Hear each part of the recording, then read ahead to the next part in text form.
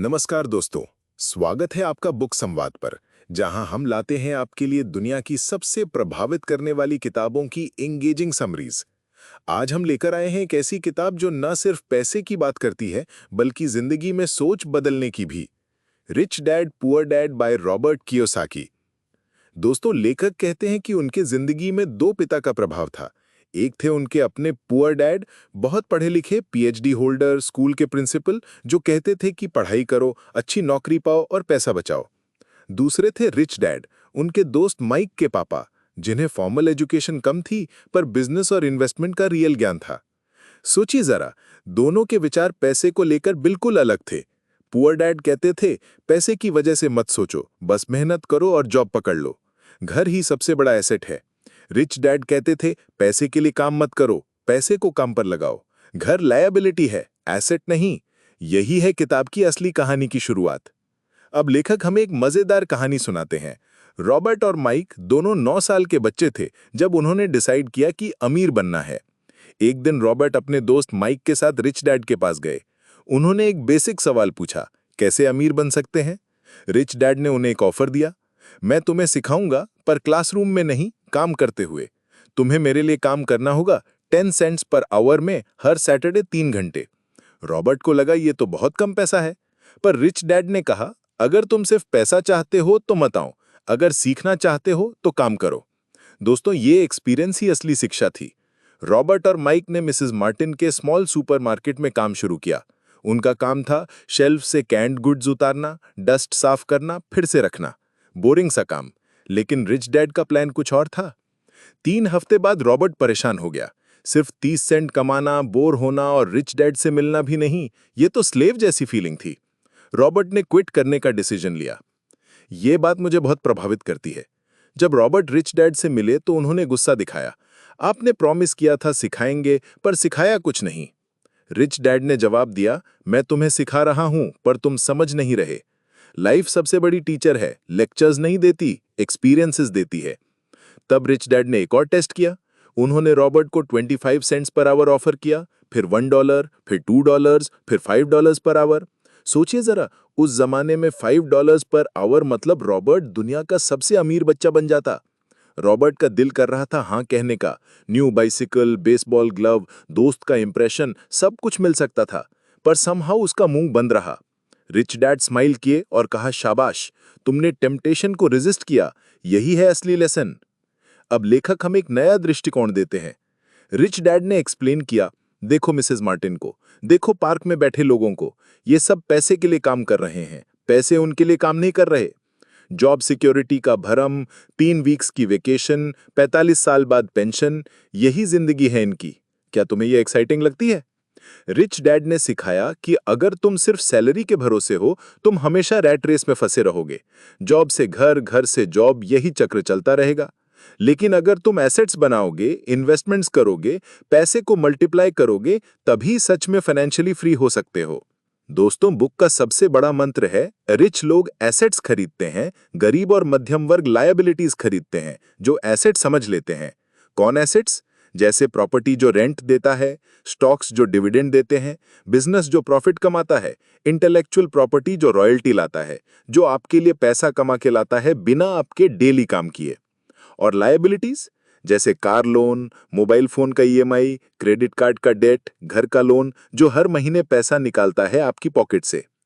लेखक एक brilliant example देते हैं मैकडॉनल्ड्स की। 1974 में रे क्रॉक यूनिवर्सिटी ऑफ टेक्सास में एमबीए स्टूडेंट से मिले। स्टूडेंट्स ने पूछा, आप किस बिजनेस में हैं? सब हंस रहे थे, हैमबर्गर बिजनेस में। रे क्रॉक ने कहा, नहीं दोस्तों, मैं रियल एस्टेट बिजनेस में हूं, हैमबर्गर सिर्फ मीडियम है। देखो क्या जीनियस स्ट्रैटेजी थी। हर McDonald franchise actually real estate investment थी। आज मैकडॉनल्ड्स दुनिया की सबसे बड़ी रियल एस्टेट कंपनी है, कैथोलिक चर्च से भी ज्यादा प्रॉपर्टी ऑनर। ये बात मुझे बहुत प्रभावित करती है। हम अक्सर घर, गाड़ी या चीजें खरीदकर एसेट सोचते हैं, पर असल में वो लायबिलिटीज होती हैं। रिच डैड सिखाता है कि एसेट का सिंपल लॉजिक है, जो चीज पैसा ला कर दे वो एसेट, जो पैसा ले जाए वो लायबिलिटी। घर को एग्जाम्पल ले लें। अगर तुम उसमें रहते हो तो हर महीने ईएमआई, मेंटेनेंस, प्रॉपर्टी टैक्स, सिर्फ पैसा जा रहा है। पर अगर सेम घर रेंट पे देख के आप कहीं और रेंटेड प्लेस में रहते हो और रेंट इनकम ज्यादा है एक्सपेंसेस से, तो वो एसेट बन गया। सोचिए जरा, कितनी लोग सिर्फ सैलरी पर जीते हैं बिना किसी सेविंग्स या इन्वेस्टमेंट्स के। कितने लोग इमोशनल होते हैं जब पैसा खर्च करना पड़ता है या लोन देना होता है। रिच डैड कहता था, इमोशनली स्ट्रांग बनो, रिस्क लेना सीखो और पैसा इन्वेस्ट करो। दोस्तों, लेखक कहते हैं पैसे की एजुकेशन स्कूल में नहीं मिलती। स्कूल हमें सिखाते हैं गुड एम्प्लॉय कैसे बनना है, गुड एम्प्लॉयर कैसे नहीं। फाइनेंशियल लिटरेसी मतलब पैसा कैसे काम करता है, टैक्स कैसे बचाएं, इन्वेस्टमेंट क्या है, कंपाउंड इंटरेस्ट क्या होता है, ये सब प्रैक्टिकल चीजें नहीं सिखाते। रॉबर्ट ने स्कूल में पूछा, मनी के बारे में कब सिखाएंगे? टीचर ने कहा, यहाँ बस एकेडमिक्स पढ़ते हैं, मनी की पढ़ाई घर पे हो या लाइफ में। तब रॉबर्ट समझे कि अगर फाइनेंशियल एजुकेशन नहीं होगी तो हम हमेशा जॉब और सैलरी के चक्रव्यूह में फंसे रहेंगे। अब लेखक हमें मोनोपोली गेम की डिटेल स्टोरी सुनाते हैं। रिच डैड ने बच्चों को मोनोपोली गेम खेलने की सलाह दी क्योंकि उसमें इन्वेस्टमेंट की सारी स्ट्रेटजीज हिडन है। 4 ग्रीन हाउसेज लो, फिर एक रेड होटल ले लो। मतलब छोटी इन्वेस्टमेंट से शुरू करो, कैश फ्लो जनरेट करो, फिर बड़ा बिजनेस बनाओ। गेम में भी सेम प्रिंसिपल, पैसे को ग्रो करते रहो, इनकम स्ट्रीम्स बढ़ाते रहो और कंपेटिटर्स को रेंट देते रहो। रियल लाइफ में भी यही स्ट्रेटजी काम करती है। ये बात मुझे बहुत प्रभावित करती है। पैसे के सही इस्तेमाल के लिए हमारा माइंडसेट सबसे इंपॉर्टेंट है। लेखक कहते हैं, पुअर डैड के माइंडसेट में हमेशा सिक्योरिटी थी, रिच डैड के माइंडसेट में अपॉर्चुनिटी थी। पुअर डैड कहता, हम ये अफोर्ड नहीं कर सकते। रिच डैड कहता, हम कैसे अफोर्ड कर सकते हैं। देखो डिफरेंस, एक स्टेटमेंट से ब्रेन शट हो जाता है, दूसरा क्वेश्चन से ब्रेन सॉल्यूशंस ढूंढने लगता है। पुअर डैड, पैसा सब बुराई की जड़ है। रिच डैड, पैसे की कमी सब बुराई की जड़ है। पुअर डैड, पढ़ाई करो, अच्छी जॉब ढूंढो। रिच डैड, पढ़ाई करो, अच्छी कंपनी खरीदो। देखो, यही डिफरेंशिएशन ही बुक का एसेंस है। जीतने के लिए रिस्क लेना पड़ता है, गलतियां करनी पड़ती हैं और सीखना पड़ता है। रिच डैड कहता है, फेलियर से मत डरो, उससे सीखो। हर फेलियर तुम्हें सक्सेसफुल बनने के लिए स्ट्रांग बनाती है। जब सैलरी के भरोसे जीना बंद कर दोगे और पैसे को इन्वेस्ट करना शुरू कर दोगे, तब फाइनेंशियल फ्रीडम मिलती है। पर यह ओवरनाइट नहीं होता। डिसिप्लिन, पेशेंस और कंटिन्यूअस लर्निंग चाहिए। अब लेखक हमें एक और पावरफुल लेसन देते हैं, पे योरसेल्फ फर्स्ट। मतलब सबसे पहले अपने इन्वेस्ट करने की आदत डालो, अपने आप को प्रायोरिटी दो। पहले इन्वेस्टमेंट, बाद में बिल्स। प्रेशर फील होगा, बिल्कुल होगा, पर यही प्रेशर तुम्हें इनोवेटिव वेज ढूंढने पर मजबूर करेगा। Side business, extra income sources, smarter budgeting. Government भी यही करता है, पहले टैक्स काट लेता है, बाकी तुम्हारे पास आता है। सोचिए जरा, अगर आज आप काम करना बंद कर दें तो कितने दिनों तक सरवाइव कर सकते हैं?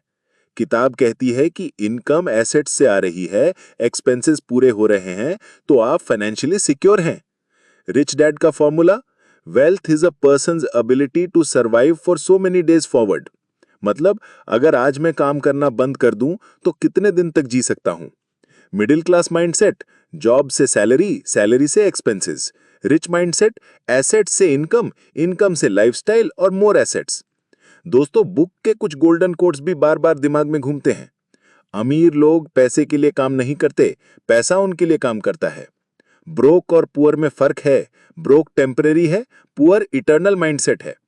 अगर तुम फाइनेंशियल रिस्क नहीं ले सकते तो फाइनेंशियली सेफ रहने का रिस्क ले रहे हो। स्कूल तुम्हें गुड एम्प्लॉय बनाने के लिए ट्रेन करते हैं, एंटरप्रेन्योर नहीं। ये बात मुझे बहुत प्रभावित करती है। रियल वेल्थ है फाइनेंशियल लिटरेसी, सही माइंडसेट और एक्शन लेने की हिम्मत। सिर्फ बुक्स पढ़ने से कुछ नहीं होता, प्रैक्टिकल में इंप्लीमेंट करना पड़ता है। स्टार्ट स्मॉल करो, एक स्मॉल इन्वेस्टमेंट, एक साइड बिजनेस, एक रेंटल प्रॉपर्टी या स्टॉक्स में थोड़ा पैसा। Learn from mistakes, build experience और ग्रेजुअली पोर्टफोलियो बढ़ाते जाओ। इंपॉर्टेंट है कि आप अपने ओन बिजनेस को माइंड करें। जॉब तुम्हारा प्रोफेशन है, इन्वेस्टमेंट तुम्हारा बिजनेस है। जॉब से पैसा आ रहा है, बिजनेस से वेल्थ बन रही है। लेखक कहते हैं, फाइनेंशियल एजुकेशन के बिना आप हमेशा दूसरों के लिए काम करेंगे, कंपनी ओनर के लिए, गवर्नमेंट के लिए टैक्सेस, बैंक के लिए लोन्स। अपने लिए काम करना सीखिए। रिच डैड ने सिखाया, माइंड योर ओन बिजनेस का मतलब है अपना एसेट कॉलम स्ट्रांग बनाओ। एक बार पैसा एसेट कॉलम में गया, उसे कभी वापस मत निकालो। लेट इट ग्रो, कंपाउंड करने दो। दोस्तों, अंत में एक फाइनल मैसेज, फाइनेंशियल फ्रीडम सिर्फ अमीर लोगों के लिए नहीं है, ये हर उस इंसान के लिए है जो सही माइंडसेट और एक्शन लेने को रेडी है। अगर आप इस किताब की टीचिंग्स अपनी जिंदगी में उतार लेंगे, कंटिन्यूअस लर्निंग करेंगे, स्मार्ट इन्वेस्टमेंट्स करेंगे और पेशेंस रखेंगे, तो आप सिर्फ अमीर नहीं, फाइनेंशियली इंडिपेंडेंट बन सकते हैं। Remember, it's not how much money you make, but how much money you keep, how hard it works for you and how many generations you keep it for. दोस्तों, अगर इस बुक की summary ने आपकी जिंदगी में वैल्यू एडिशन किया है, तो ऐसी ही बहुत सारी बुक्स की समरीज के लिए बुक संवाद को जरूर सब्सक्राइब कीजिए।